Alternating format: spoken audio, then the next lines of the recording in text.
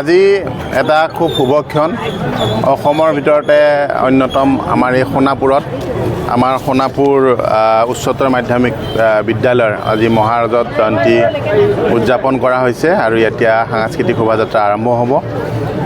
1952 চনতে যিসকল গুণৱন্ত ব্যক্তিয়ে ইয়াতে এখন বিদ্যালয় লাগে বুলি তেখেতসকলে মনে ধৰিছিলে, তেখেতসকলৰ সুদূৰ প্ৰসাৰী যি চিন্তা আছিলে সেই চিন্তাৰ ফলশ্ৰুতিতে আজি এই বিদ্যালয়ে আজি মহাৰাজত জয়ন্তী ৭৫ বছৰ আজি তেখেতসকলে গৰকিছে। মই সকলোকে শিক্ষক শিক্ষয়িত্ৰী তথা প্ৰাক্তন ছাত্ৰ ছাত্ৰী বৰ্তমানৰ ছাত্ৰ ছাত্ৰী এই সমাজ জীৱনৰ লগত এই বিদ্যালয়ৰ লগত জড়িত সকলোকে মই আজিৰ এই দিনটোত এই শুভক্ষণত মই শুভেচ্ছা জ্ঞাপন কৰিছোঁ আৰু যিসকলে গুণৱন্ত ব্যক্তিয়ে এই স্কুলখন স্থাপিত কৰিছিল তেখেতসকলক মই আজি স্মৰণ কৰিছোঁ। এই আমাৰ পবিত্ৰ অনুষ্ঠানটিৰ আজি এটা পবিত্ৰ দিন। আমাৰ ডিমৰীয়া অঞ্চলৰ যিসকল কাণ্ডাৰীয়ে আমাৰ এই বিদ্যালয়খন প্ৰতিষ্ঠা কৰিছে, অশেষ ত্যাগ আৰু চেষ্টাৰ ফলত এটুকুৰা হাবি কাটি তেওঁলোকে এটা এগছি জ্ঞানৰ প্ৰদীপ জ্বলাইছে আৰু যাৰ লগত আমাৰ আৱেগ জড়িত হৈ আছে। এই অনুষ্ঠানটিয়ে আজি ৭৫টা বছৰত পদাৰ্পণ কৰিলে আৰু সেয়েহে কৈছোঁ আজি এটি পবিত্ৰ দিন। এই পবিত্ৰ দিনটোত প্ৰথমতে মই সেই প্ৰাতঃস্মৰণীয় কাণ্ডাৰীসকলৰ আজি মই আশীষ বিচাৰিছোঁ আৰু কেৱল মোৰ বাবেই নহয়, এই গোটেই অঞ্চলটোৰ বাবেই তেখেতসকলৰ আশীৰ্বাদৰ প্ৰয়োজন। আজি এই দিনটো বৰ সুন্দৰকৈ উদযাপিত হ'ল। আজি প্ৰথমতে আমাৰ বিদ্যালয়ৰ পতাকা উত্তোলন হ'ল, মহাৰাজৰ জয়ন্তীৰ মূল পতাকাখন উত্তোলন হ'ল, ৭৫খন পতাকা উত্তোলন হ'ল।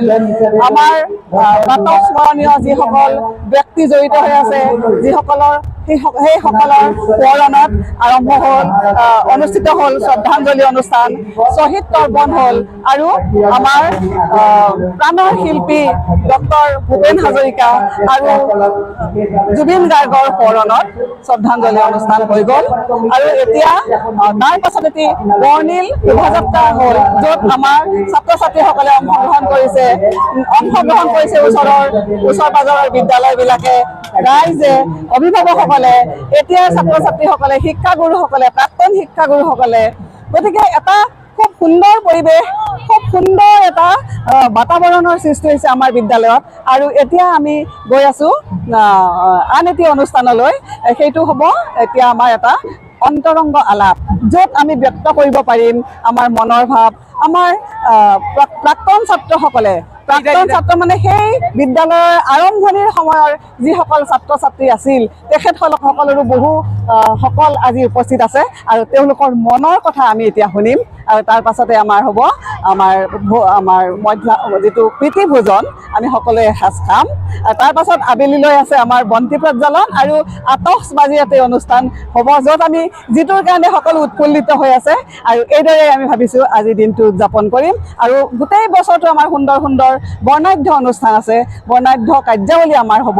আৰু তাৰ পাছতে অহা বছৰ এনেকুৱা এটা ধুনীয়া দিনত আমাৰ সামৰণি উৎসৱটো আমি পাতিম। ধন্যবাদ। এইটো এটা মানে কেনেকুৱা অনুভৱ, মানে ভাষাৰে বুজাব নোৱাৰি। এইখন বিদ্যালয়তে শিক্ষা গ্ৰহণ কৰি উচ্চ শিক্ষাৰ বাবে ঢাপলি মেলিছিলোঁ গুৱাহাটী বি বৰুৱা কলেজ, ইয়াৰ পিছত গুৱাহাটী বিশ্ববিদ্যালয়, আহি এটা দীৰ্ঘ সময় সোণাপুৰ কলেজত কৰ্মৰত হৈ উপাধ্যক্ষ হিচাপে অৱসৰ ল'লোঁ। আৰু মই নিজকে সৌভাগ্যৱান বুলি ভাবিছোঁ যে আমাৰ এই বৃহত্তৰ সোণাপুৰ অঞ্চলৰ এই গোটেই ডিমৰীয়া অঞ্চলেৰে উচ্চ শিক্ষাৰ প্ৰথমখন অনুষ্ঠান সোণাপুৰ হাইস্কুল আছিলে আৰু সেইখন হাইস্কুলত পঢ়াৰ সুযোগ পালোঁ। আৰু যদি সেই স্কুলখনত পঢ়াৰ সুযোগ নাপালোহেঁতেন, হয়তো মই উপাধ্যক্ষ হিচাপে সোণাপুৰ মহাবিদ্যালয়ৰ পৰা অৱসৰ লোৱাৰ এই সুযোগটোৰ পৰাই বঞ্চিত হ'লোঁ হয়। গতিকে মোক যদি মানুহ কৰিছে এই স্কুলখনৰ ভেটিত, গতিকে আৰু মই আজি গৌৰৱ অনুভৱ কৰিছোঁ। আমাৰ এই বৃহত্তৰ সোণাপুৰবাসী ৰাইজে ইয়াত মোক যুটীয়া সম্পাদক কৰি দিছে এই উদযাপন সমিতি। গতিকে আজি এই দিনটোত বিশেষভাৱে মোৰ মনত পৰিছে প্ৰতিষ্ঠাপকসকল কেনেকুৱা মানুহ আছিল। তেখেতসকল আক্ষৰিক শিক্ষাৰে শিক্ষিত নহয়, কিন্তু অঞ্চলটোৰ উচ্চ শিক্ষাৰ বাবে নৱপ্ৰজন্মক শিক্ষা দিয়াৰ বাবে তেওঁলোক কিমান উচ্চ শিক্ষিত আছিলে। গতিকে সেইসকল ব্যক্তিৰ ভিতৰত আজি মই বিশেষভাৱে নাম ল'বই লাগিব। আমাৰ এই অঞ্চলটোৰ সকলোৱে তেওঁলোকক আমি শ্ৰদ্ধাঞ্জলি জনাবই লাগিব। তেওঁলোক আমাৰ আদিপুৰুষ পিতৃপুৰুষ, যিসকলৰ পিছত আজি হাজাৰজনে শিক্ষাৰ পোহৰ পাইছে।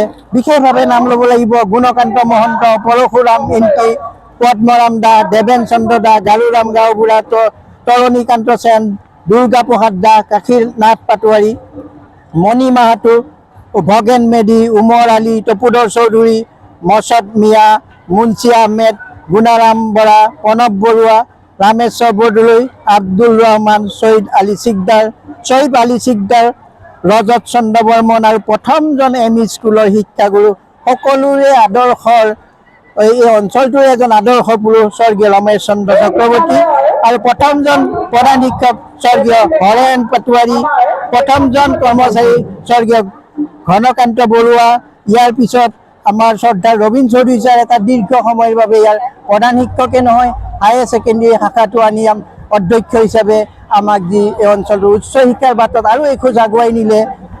গতিকে আজিৰ এই পবিত্ৰ দিনটোত তেখেতসকলৰ নাম নোলোৱাকৈ আমি থাকিব নোৱাৰোঁ। আৰু হাজাৰজন আছে যিসকলক আমি লিষ্ট কৰি লৈছিলোঁ, তেখেতসকলৰ পৰিয়ালৰ লগত যোগাযোগ কৰিছিলোঁ।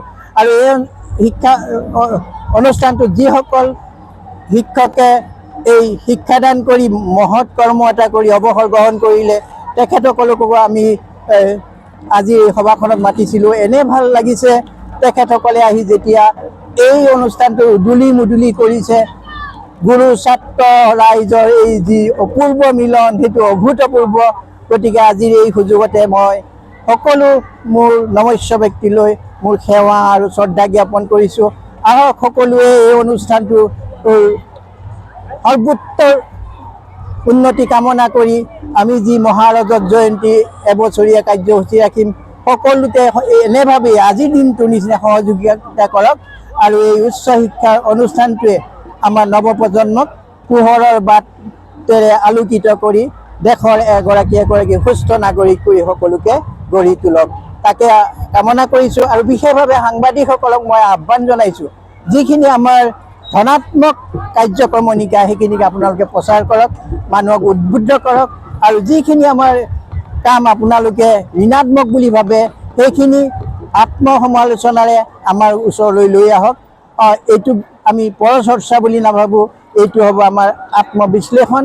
গতিকে এইখিনি ধনাত্মকভাৱে আমাক যদি সাংবাদিকসকলেও সহায় কৰে, তেতিয়াহ'লে এই অঞ্চলটোৰ এই উচ্চ শিক্ষা অনুষ্ঠানটোৰ যিটো গৰিমা, এই গৌৰৱোজ্জ্বল ইতিহাস সদায় সোণালী আখৰেৰে আমাৰ নৱপ্ৰজন্মৰ মাজতো জিলিকি থাকিব। ধন্যবাদ।